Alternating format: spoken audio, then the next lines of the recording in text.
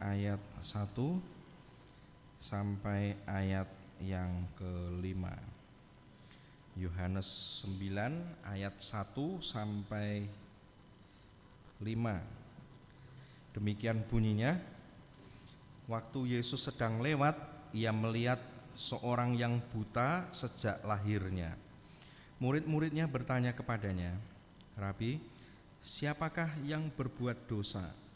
Orang ini sendiri atau orang tuanya sehingga ia dilahirkan buta?" Jawab Yesus, "Bukan dia dan bukan juga orang tuanya, tetapi karena pekerjaan-pekerjaan Allah harus dinyatakan di dalam dia. Kita harus mengerjakan pekerjaan Dia yang mengutus aku selama masih siang. Akan datang malam di mana tidak ada seorang pun yang dapat bekerja. Selama aku di dalam dunia, akulah terang dunia." Sampai di sini firman Tuhan dibacakan. Saudara-saudara yang dikasihi oleh Tuhan,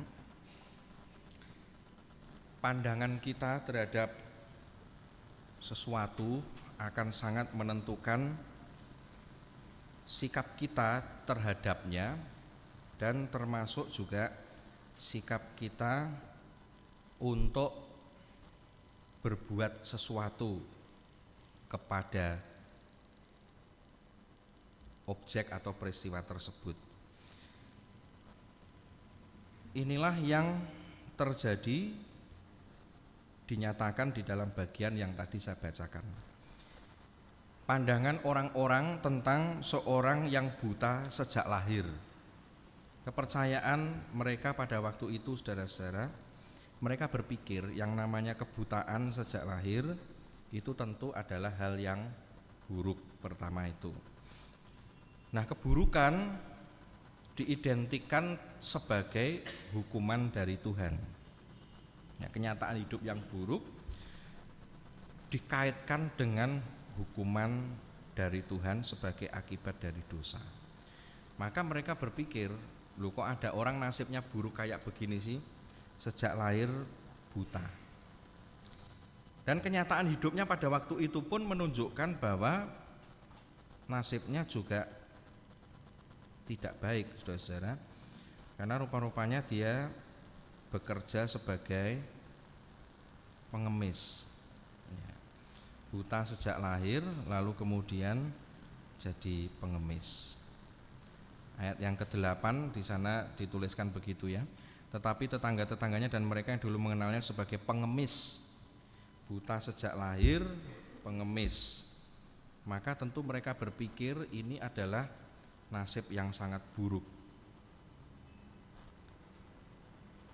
Nasib yang buruk dikaitkan dengan keberdosaan, sehingga mereka bertanya kepada Tuhan Yesus, "Siapa yang berbuat dosa? Orang ini sendiri atau orang tuanya sehingga ia dilahirkan buta?" Nah, kalau mereka bertanya orang ini sendiri, nah bagaimana mungkin dia belum lahir ke dunia ini sudah dianggap sebagai berdosa sehingga ketika lahir berdosa. Ada barangkali saudara terpengaruh oleh konsep reinkarnasi, yaitu dilahirkan berulang-ulang sesuai dengan apa? Sesuai dengan amalnya pada waktu menjalani hidup di dunia. Nah, misalnya di dalam Hinduisme atau Buddhisme ada semacam kepercayaan demikian. Hari ini dilahirkan sebagai manusia, menjalani hidup yang buruk. Karena menjalani hidup yang buruk, nah, oleh karena ada yang namanya hukum karma, maka karena ini menjalani hidup yang buruk, setelah mati nanti dilahirkan kembali, kelahirannya yang berikutnya ini atau reinkarnasinya merupakan wujud yang lebih rendah, yang sesuai dengan amal kehidupannya yang sebelumnya. Jadi manusia yang katakan mungkin culas begitu, koruptor misalnya, tahu-tahu ketika dilahirkan kembali jadilah dia lahir sebagai tikus misalnya begitu. Jadi tikus ternyata jadi tikus, dia juga jadi tikus yang nakal begitu. Nah, setelah itu kemudian dilahirkan kembali bukan lagi jadi tikus, saudara-saudara, Karena tadi tikus nakal lahir lagi, kemudian jadilah dia menjadi yang dianggap lebih rendah dari tikus begitu. Misalnya saja jadi kecoa misalnya begitu. Kecoa sama tikus bagusan mana? Jadi kecoa misalnya begitu ya. Jadi kecoa ternyata jadi kecoa dia kurang ajar juga ya. Malam-malam begitu dia kencingi makanannya orang-orang misalnya begitu.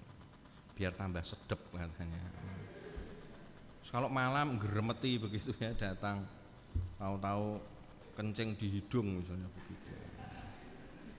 Karena dua blek nakal begitu, lalu kemudian turun lagi ya, jadi lebih rendah dari kecoa. Misalnya jadi belatung, jadi belatung begitu ya. Kira-kira mereka kayak begitu, tetapi ternyata setelah jadi belatung, wah dia belatung yang baik hati. Lalu kemudian ditingkatkan statusnya dalam kelahiran yang berikutnya begitu, dari belatung jadi ayam misalnya. Wow. Jadi ayam ternyata dia mempersembahkan seluruh kehidupannya untuk majikannya. Ketika lebaran tiba, dia memasrahkan dirinya seikhlas-ikhlasnya. Nyoh begitu ya. Borok. Dia ikhlas. Nah karena dia ikhlas, ternyata kelahiran berikutnya dia jadi seekor kambing. Dari begitu dia berubah menjadi mbek begitu. Ketika hari raya Idul Adha tiba, dia juga mempersembahkan dirinya dengan tulus ikhlas begitu ya. Dia kalau makan itu tertib ya, baik, sehingga tubuhnya tuh bagus begitu, gizinya baik. Ini untuk nanti kalau musim pemotongan kurban, aku akan menjadi korban yang terbaik begitu ya. Maka betul setelah dipotong dia lahir kembali, naik pangkat jadi lembu.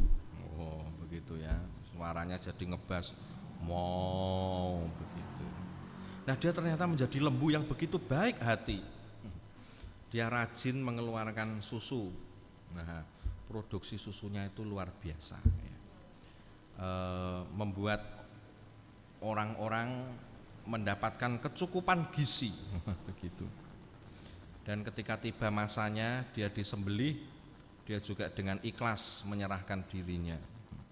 Lalu kemudian lahir kembali, dia dari lembu menjadi ternyata naik pangkat lagi saudara, jadi manusia. Manusia. Dan bukan sekedar manusia, ternyata dia jadi presiden Republik Indonesia. Loh, ini karena amal ibadah, karena amal kehidupannya tadi loh, pada waktu jadi sapi ya. Nah, ketika jadi presiden, wah dia presiden yang begitu luar biasa ya. Baik ya. Lalu kemudian mati. Nah, ketika mati, karena begitu baik jadi pemimpin di Indonesia. Lalu kemudian dia lahir kembali. Lahir kembali jadi apa? Ternyata dia jadi bule sekarang saudara ya. Presiden of the Republic of mana begitu ya. Pokoknya bule. Terus dia baik ya, baik sekali, lalu mati. Nah setelah mati itu kemudian kelahirannya kembali, tidak lagi jadi manusia, tapi jadi malaikat. Lahir cengar keluar sayap, lalu kemudian terbang sana kemari gitu. Nah kira-kira pemikirannya seperti itu. Maka ada pemikiran, ini kenapa kok lahir buta? Berarti ini dulu kehidupan yang sebelumnya dia berbuat yang tidak baik. Nah barangkali orang-orang pada saat itu juga punya pemikiran yang keliru demikian ini.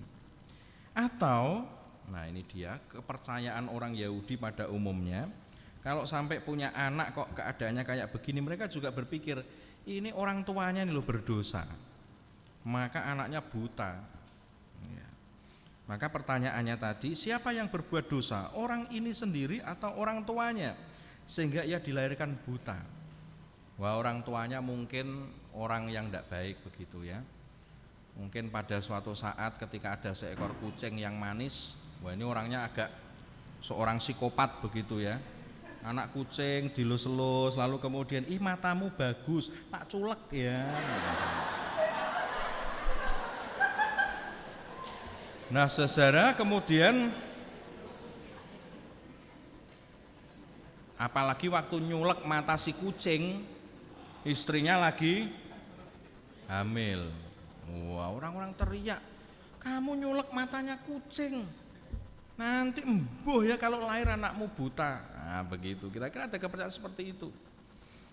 Ya, di Indonesia ini kepercayaan yang kayak begitu banyak sekali. Makanya kalau orang istrinya lagi hamil, wah ndak boleh ini, ndak boleh itu ya. Jangan motong ayam, nanti anakmu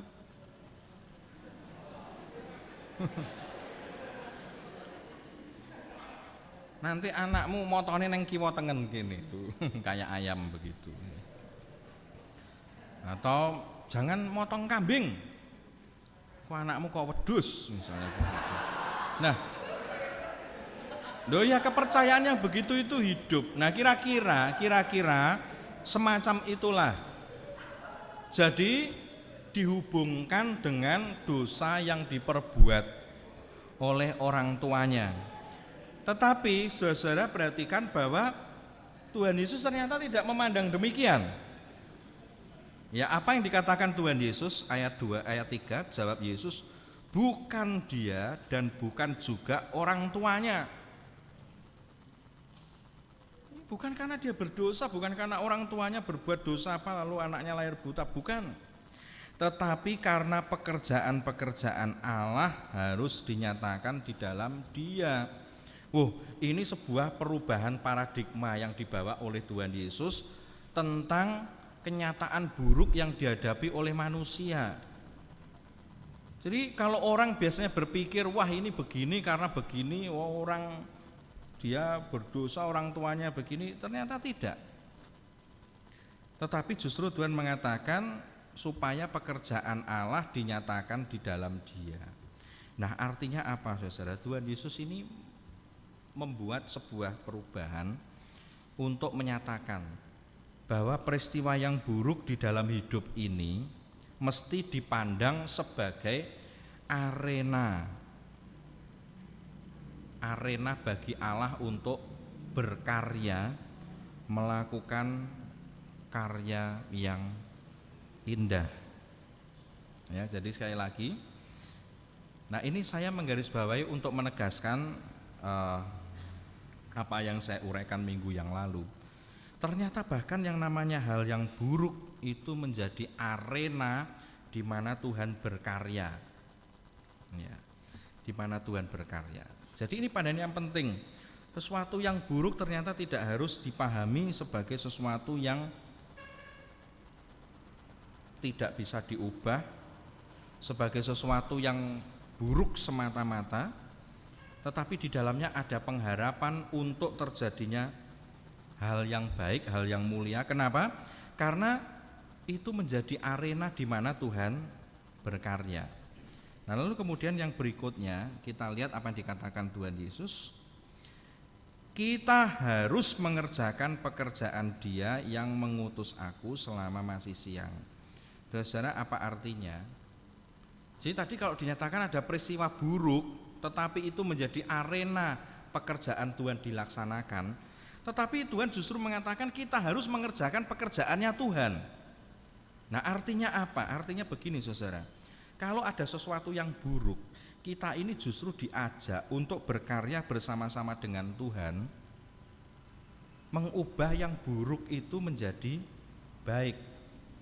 Kalau tadi orang buta ini disembuhkan oleh Tuhan Yesus melalui karyanya saudara, apa yang mau dikatakan melalui kisah ini? Tuhan Yesus mau mengajak, kalau kita ini memiliki pandangan terhadap sesuatu itu buruk, Jangan semata-mata berpikir bahwa ini sesuatu yang buruk yang memang sudah berakhir, tidak bisa diubah.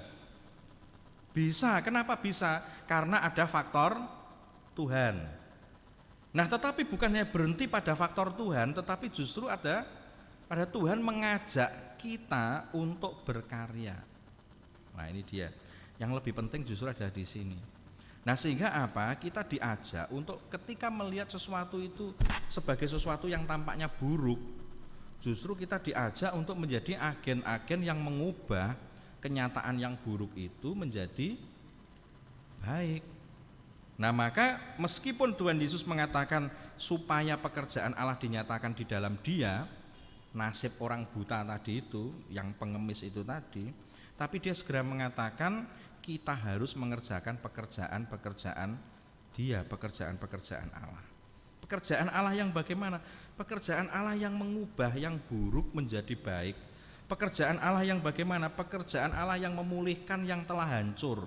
Pekerjaan Allah yang bagaimana? Yang memberikan harapan kepada yang tidak punya harapan.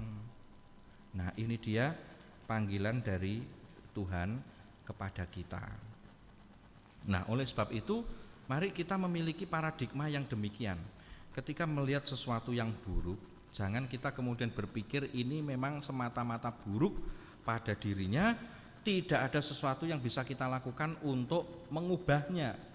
Kalau seperti itu, saudara, inilah yang disebut dengan fatalisme, begitu. Sudahlah semuanya buruk kayak begini, tidak bisa diubah lagi.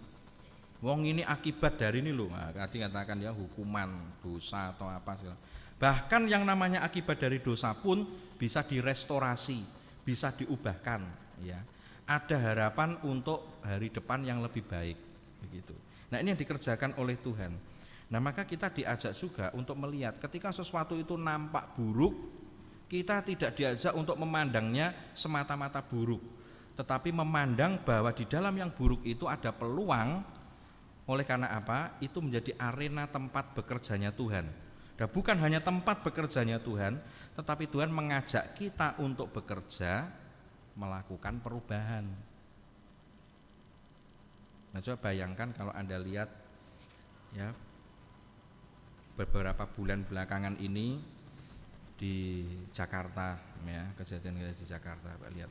Ketika orang melihat yang namanya kemacetan, kekacauan kayak begitu, begitu banyak orang yang pikirannya itu hanya saling menyalahkan, begitu kan. Wah, ini memang kacau, ini wah rusak, wes, enggak mungkin lagi diperbaiki, wes cuma bikin orang frustrasi saja. Nah, tetapi kemudian ketika ada pemimpin yang baru, gubernur dan wakil gubernur yang baru melakukan tindakan-tindakan perbaikan, orang pada awalnya berpikir pesimis sekali. Wah, ini terlalu kuat yang dihadapi preman-preman penguasa tempat-tempat tersebut, tidak bisa itu dilawan.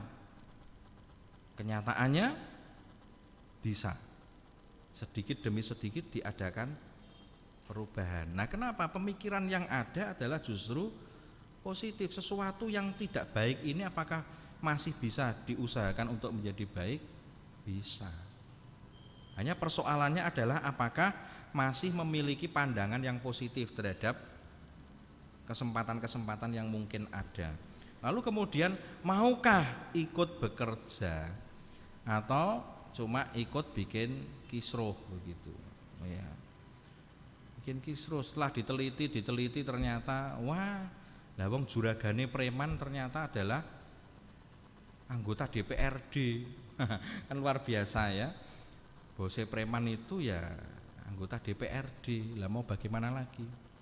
Nah, yang melindungi preman-preman siapa? Nah, aparat penegak hukum, tetapi ternyata justru mengorganisir preman untuk melanggengkan kekacauan-kekacauan yang ada.